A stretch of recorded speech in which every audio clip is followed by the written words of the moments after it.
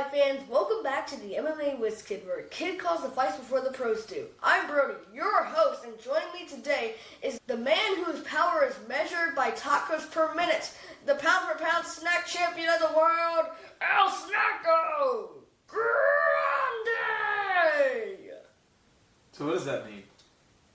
I think it means big snack. I'm present and accounted for. It looks like I need a snack. Today we're recapping UFC 321 and looking ahead at UFC Fight Night Apex. Let's dive into it. Abu Dhabi was heading in the right direction until it wasn't.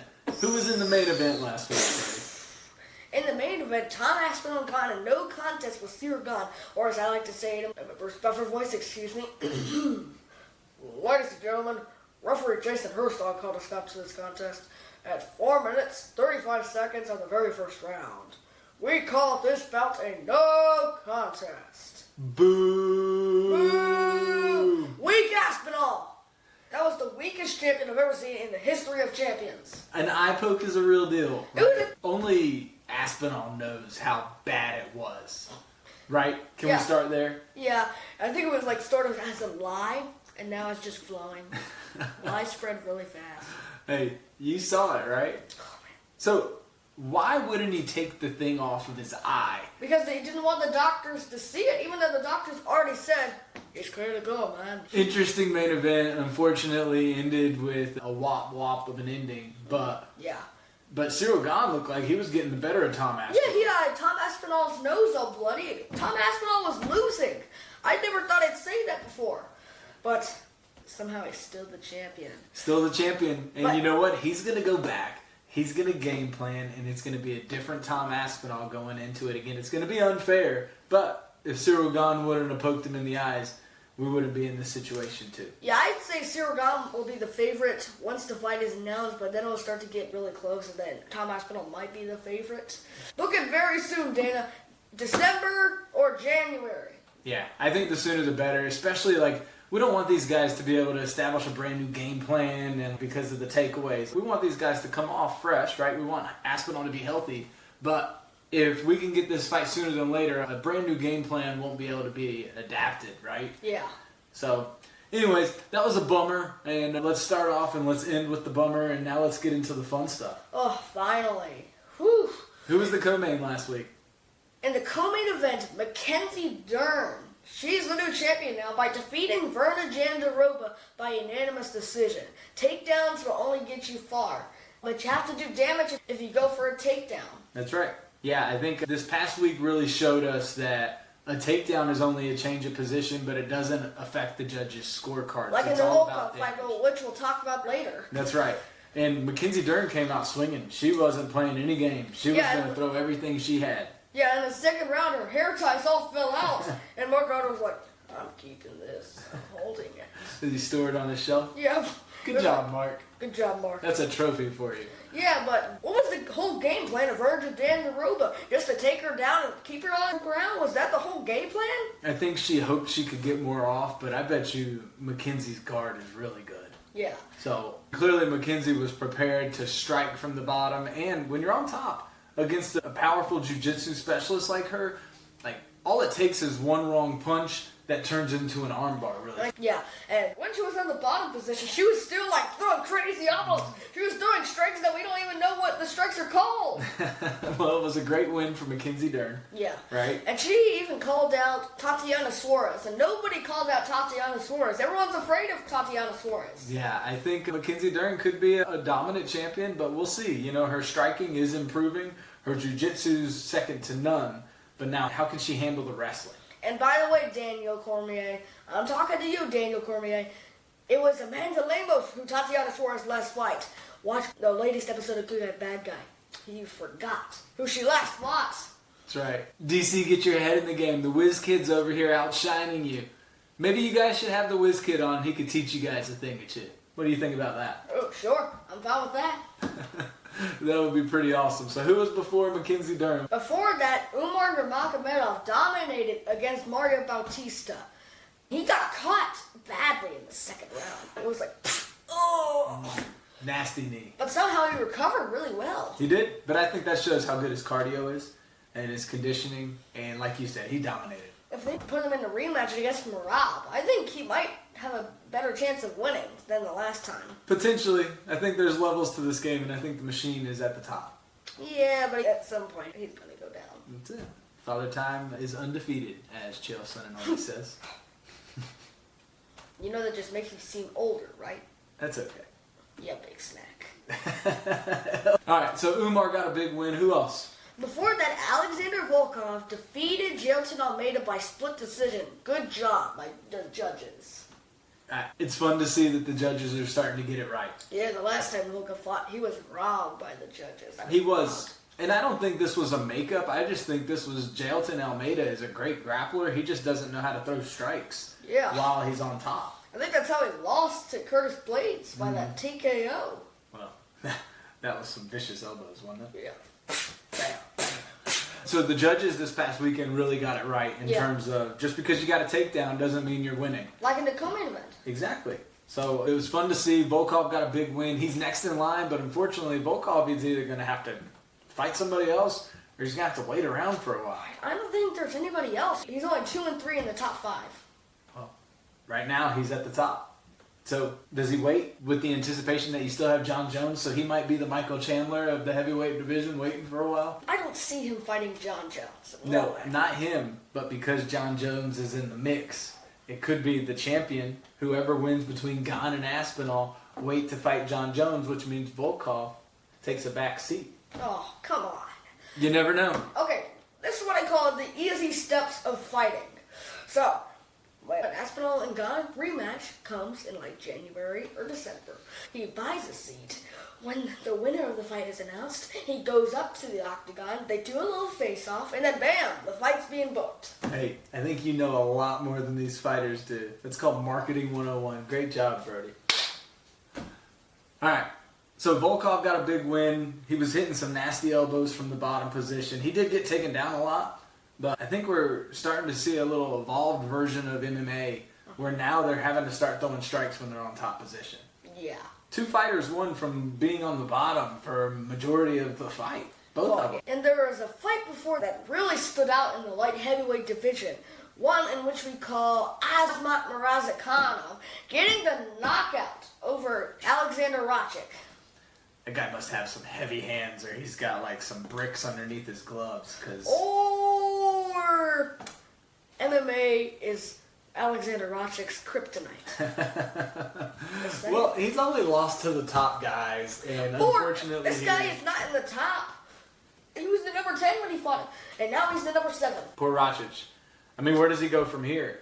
Probably the PFL or basketball. Oh, you think he's going to be cut from the UFC? I mean, if he loses one more time to a lower-ranked guy than him, then yes, they don't have a choice. I think he'll turn into what's called the gatekeeper, right?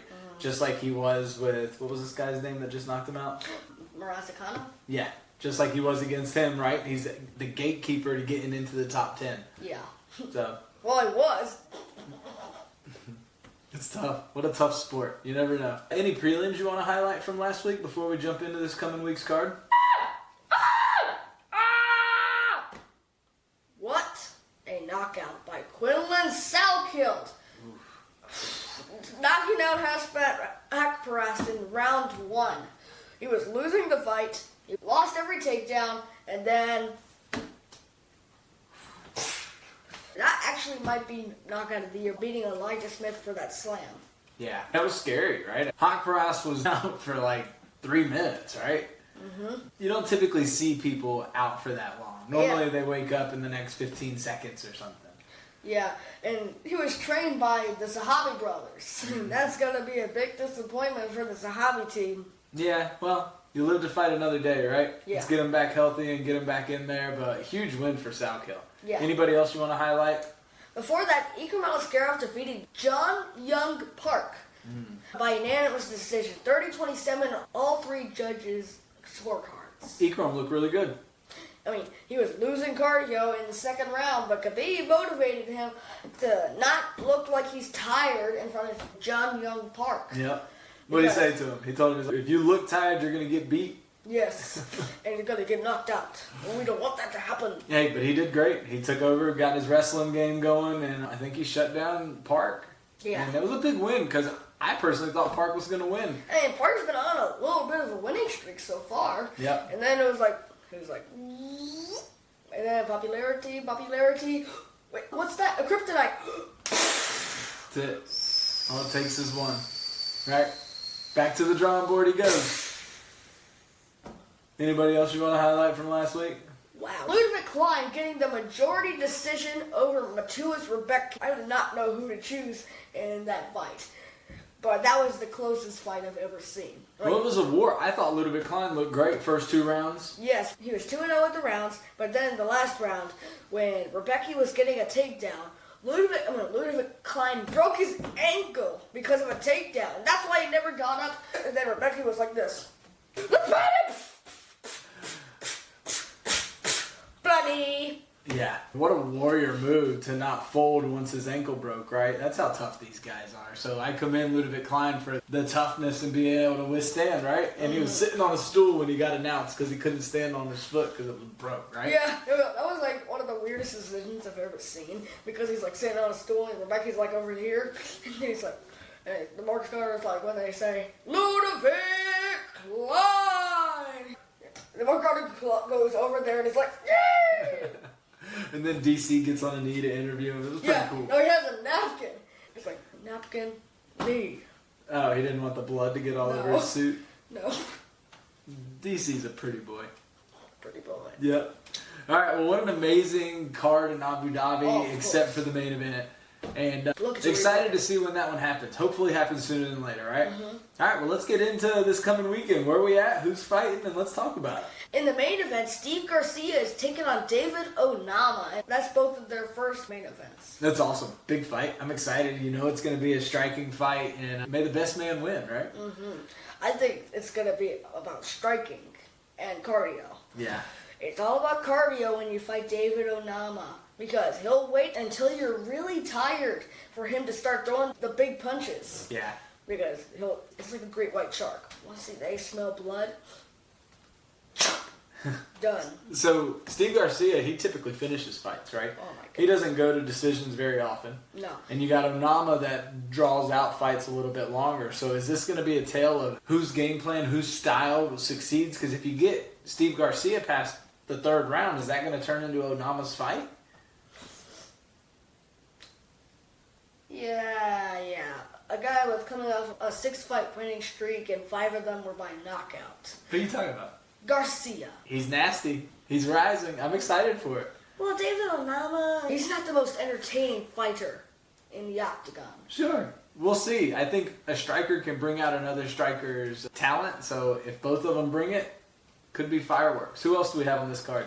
In the co-main event, Waldo Cortes-Acosta is taking on Ante Delija, which was originally supposed to be the main event. Wow. And Ante Delija is the training partner of Tom Aspinall. Okay. And he's the one that just knocked out Marcin Tybura in Paris. Okay. Not to be specific or anything, but September 6, 2025.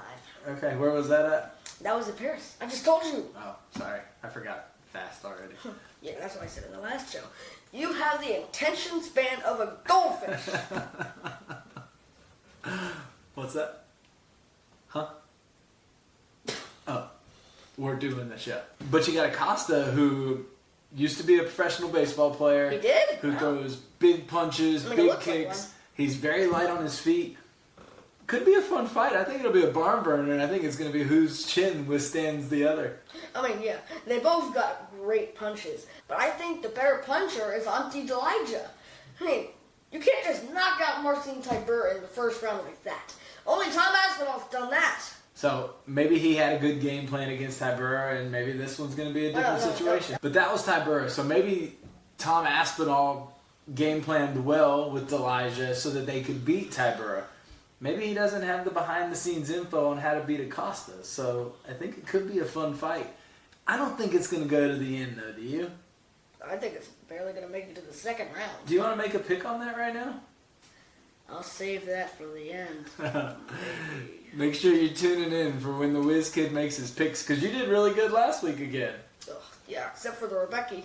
Yeah. I was originally going to pick Klein. Well, you can't get them all right. Yeah. Right? That's the hard world of betting and picking. Yeah, it's a hard world. It's a dangerous game. So, that's our co-main. Yeah. Who do we have before that? Before that, Jeremiah Wells is taking on Themba Gorimbo. They're both coming off of a loss. Like, Jeremiah Wells is coming off 2 straight losses. And his last fight, he fought Max Griffin. He lost. Yeah, and then Themba Gorimbo just beat Vicente Luque, UFC 310. Man, Vicente looked so good in that fight, too. Yeah, it was just like... I fell asleep that. It was like... So this is a comeback fight for both of them. Both of them have something to prove, and I think it'll be an exciting one. Yeah. Who do we have before that? Before that, Charles Ratke is taking on Daniel Frunza. That's going to be a wild brawl. Yeah. It's not the easiest road for Charles Ratke. I mean, he's coming off 2 losses. One of them is to Carlos Prates. And the one after that is to Mike Mallet. Well, he's lost to some big names, some good guys. Yeah, guys that are towards the top of the division. That was like in Carlos Prates' first UFC fight. But look how fast Carlos Prates climbed. But anyway, that should be a really good fight. Do you have somebody you're liking in that fight, Radke? Yeah, I don't really know who this Daniel Frunza guy is. Okay. But I'm not going to pick yet. I'm going to keep trying to pull him out of him, but he's pretty good at keeping a closed mouth until the end. Yeah, I'm not like some of the guys in my family. Oh. Do I talk too much?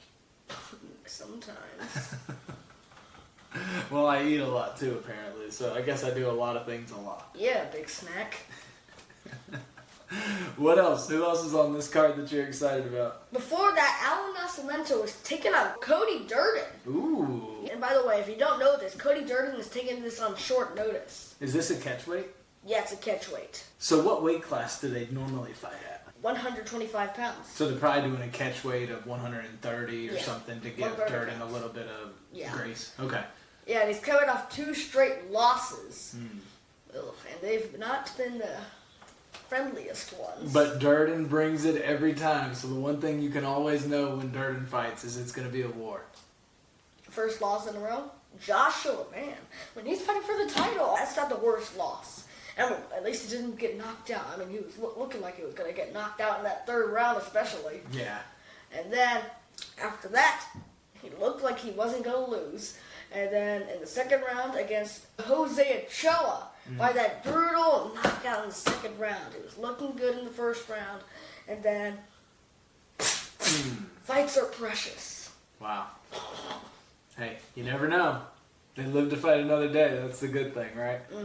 Any other big names on this card? There's a couple other notable names on this card, like Billy Elikana taking on Kevin Christian in the featured prelim, Timmy Kwamba taking on Chan Ho Lee, and Caitlin Vieira versus Norma Dumont. And Norma Dumont is the favorite. I like that fight. Caitlin Vieira was almost at the top, right? Yeah, and then Kayla Harrison came in. Olympic champion, we're the superheroes of the Olympics. I don't know that she sings or anything like that, but she definitely dominated Caitlin Vieira. Yeah. So Norma Dumont and her are going to fight. That's a big fight. Norma Dumont's coming off of a win against who? She's coming off a win over Irene Aldana. Ooh, okay. That's right. That was a while ago. That wasn't that long ago. I mean, it was last year. Oh, okay. I was thinking that was at Sphere. Oh, yeah, it was at Sphere. Okay. Hey, look at that.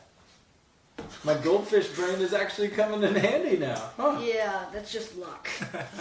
She originally fought at 45, which is the hard part to believe that she's making weight at this weight class. Well, both of them are bigger girls that both fought at 45, and so I think this 35 is probably where they're supposed to be. Maybe that's why Macy Chason's having so much problems. Could be, because she's having to cut more weight. Yeah. Yeah. It's true. What else? The second fight on the card is Phil Rowe taking on Siya Ko. I don't know how to pronounce his name, so you try to pronounce his name so I don't feel bad. You did it great. Siako. Siya Ko. There we go. Look at you. I don't even know what it sounds like, but that sounds great. I'm sure most of them on the other side of the screen don't even know how to say it. Maybe, maybe not. Potentially. But so Phil Rowe, that's a big fight for him. I don't know who this Siako is. I think he's coming from a different organization. Well, Phil Rowe's fun to watch. He always brings it. He's Like super tall and rangy. Like in his last fight against Axel Souza. Yeah. That was a brutal knockout. He was like, holds in your hand, punching frenzy. It's like Bye. rock'em sock'em robots, right? I don't know what they sound like.